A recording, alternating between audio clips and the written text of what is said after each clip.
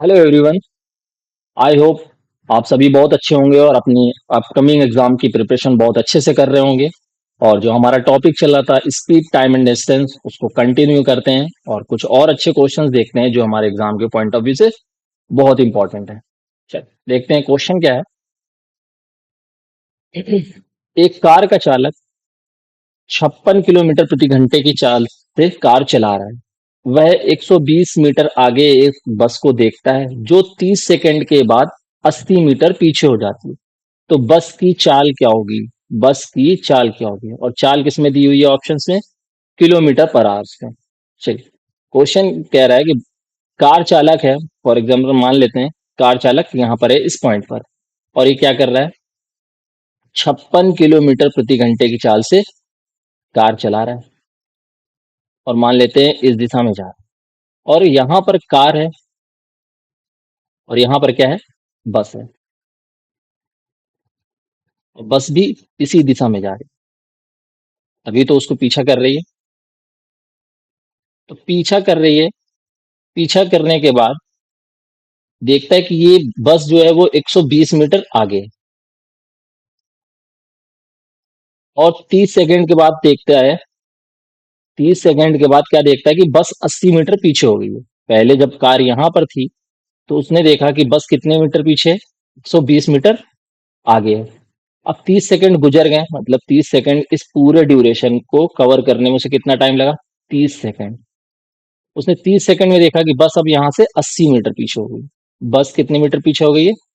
80 metre पीछे हो गई है। बस 80 मीटर पीछे हो गई। अब कार कहाँ गई है? यहाँ पर हो गई। तो यानी कि ये टोटल डिस्टेंस कितनी हो गई? टोटल डिस्टेंस, ये टोटल डिस्टेंस हो गई 80 और 20। 80 और 120, 220 मीटर, सॉरी 200 मीटर। 200 मीटर की दूरी इसने कितने सेकंड में तय की है? 30 सेकंड में। 30 सेकंड में इसने कितनी दूरी तय की है?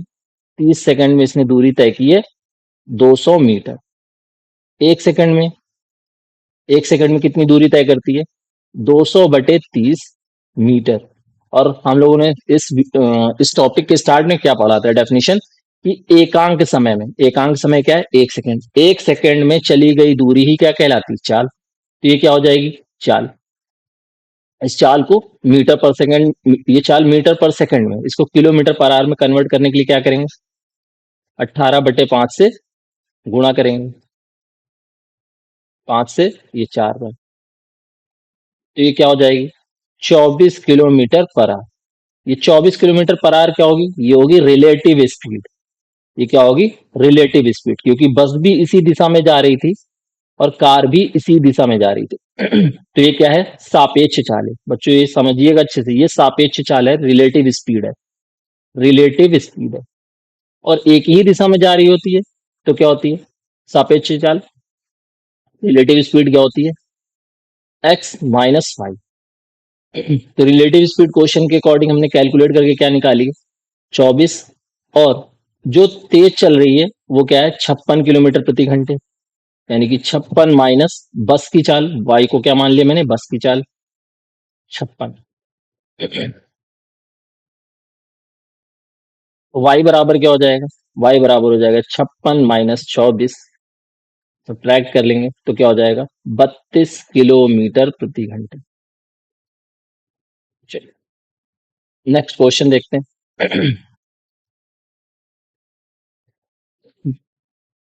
एक मालगाड़ी स्टेशन ए से बी की ओर जाते समय 1 घंटे चलने के बाद दुर्घटनाग्रस्त हो जाती है। क्वेश्चन को स्टार्ट से ड्रॉ करके आप लोगों को समझाता हूँ। ट्रेन यहाँ से चलती है और चलने के मान लेते हैं पॉइंट ए ये है और पॉइंट बी ये है। पॉइंट ए यहाँ है, पॉइंट बी यहाँ। 1 घंटे चलने के बाद मान लेते हैं 1 घंटे ये चली और ट्रेन यहाँ आई। फिर क्या कह रहा है? दुर्घटनाग्रस्त हो गई। इस पॉइंट पर ट्रेन क्या हो गई? दुर्घटना हो गई। और 30 मिनट रुकती है। यहाँ पर क्या करती है? 30 मिनट के लिए रुक जाती है।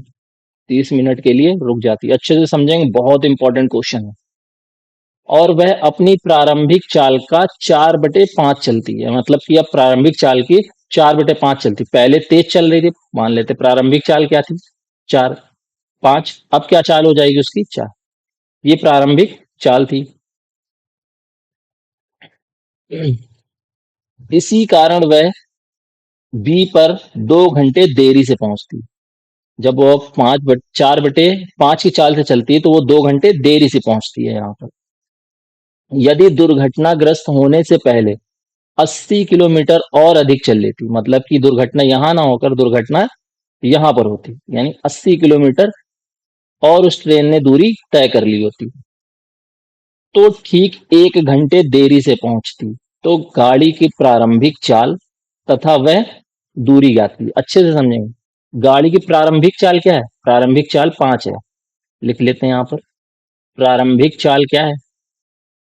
5 है, अनुपातिक रूप से। ये चाल का अनुपात है, तो समय का अनुपात क्या हो जाएगा? 4:5। अब कुछ चीजें बहुत अच्छे से समझेंगे। क्वेश्चन में बोला गया है 4/5 की चाल से चलने से वह 2 घंटे देरी से पहुंचती। 2 घंटे देरी से पहुंचती, इस चीज को बहुत अच्छे से समझिएगा। 2 घंटे देरी से पहुंचती। हम ये निकालेंगे कि ट्रेन कितनी देर चली है। तो ट्रेन चली कितनी देर है? 2 घंटे देरी से पहुंच रही है। इसमें आधा घंटा क्या था? आधे घंटे तो वो ट्रेन खड़ी रही है। तो इस टाइम को माइनस कर देंगे तो वो टाइम कितना बचेगा? 1.5 घंटा। 1.5 घंटा और 1.5 आवर्स, यानी कि ट्रेन कितने घंटे देरी से पहुंची? 1.5 घंटे से। अनुपातिक रूप से वह कितना देर पहुंची? अनुपातिक रूप से वो कितना देर पहुंची है? 1। यानी 1 बराबर कितना हो गया? 1.5 आवर्स। तो जब वो अपनी प्रारंभिक चाल से चलती तो उसको वास्तविक रूप से समय कितना लगता है? 4। तो 4 बराबर कितना हो जाएगा? 6 घंटे। 6 घंटे। मतलब इस पॉइंट से ट्रेन को यहां तक पहुंचने में कितना समय लगता? पॉइंट बी तक पहुंचने में उसको 6 घंटे लगता। लेकिन क्वेश्चन में कह रहा है यदि यह दुर्घटना 80 किलोमीटर आगे होती तो वह कितने घंटे देरी से पहुंचती? तो वह केवल 1 घंटे देरी से पहुंचती। इसमें भी वह क्या करती? 30 मिनट खड़ी रहती है, आधे घंटे खड़ी रहती। इस वाले टाइम को क्या कर देंगे? माइनस कर देंगे। तो ट्रेन केवल कितने घंटे देरी से पहुंचती? आधे घंटे देरी से पहुंचती। ये वाला केस फिर से इसको अप्लाई करेंगे। क्यों? क्योंकि अब ट्रेन 80 किलोमीटर आगे दुर्घटनाग्रस्त हो रही है। तो अब कितना समय लेती? इस पॉइंट से बी तक पहुंचने में कितना टाइम लेती, वो टाइम निकालेंगे। तो फिर से 1 बराबर कितना है? आधे घंटा, 0.5 आवर्स। 4 इज इक्वल टू क्या हो जाएगा? 2 आवर्स। यानी कि इस पॉइंट से बी तक पहुंचने में उसे कितना घंटे लगते हैं? 2 घंटे लगते हैं। यानी कि यहां से इस पॉइंट से, समझेंगे अच्छे से, इस पॉइंट तक पहुंचने में उसको लग रहे हैं 6 घंटे। यहां से यहां तक जाने में उसे लग रहे हैं 6 घंटे। और यहां से यहां तक जाने में उसको लग रहे हैं 2 घंटे। तो ये 80 किलोमीटर की दूरी कितने घंटे में तय की गई है? 4 घंटे में। ये दूरी कितने घंटे में तय की जाएगी? 4 घंटे में। 4 घंटे में वो दूरी कितनी तय कर रहे हैं? 4 घंटे में वो दूरी कितनी तय कर रहे हैं? 80 किलोमीटर। 1 घंटे में कितनी दूरी चलेगी? 80/4, यानी कि 20 किलोमीटर। और डेफिनेशन आपको पता ही है, एकांक समय में चली गई दूरी क्या कहलाती है? चाल। तो चाल क्या हो जाएगी? 20 किलोमीटर प्रति घंटे। और स्थान ए से स्थान बी तक पहुंचने में उसे कुल कितना समय लगा?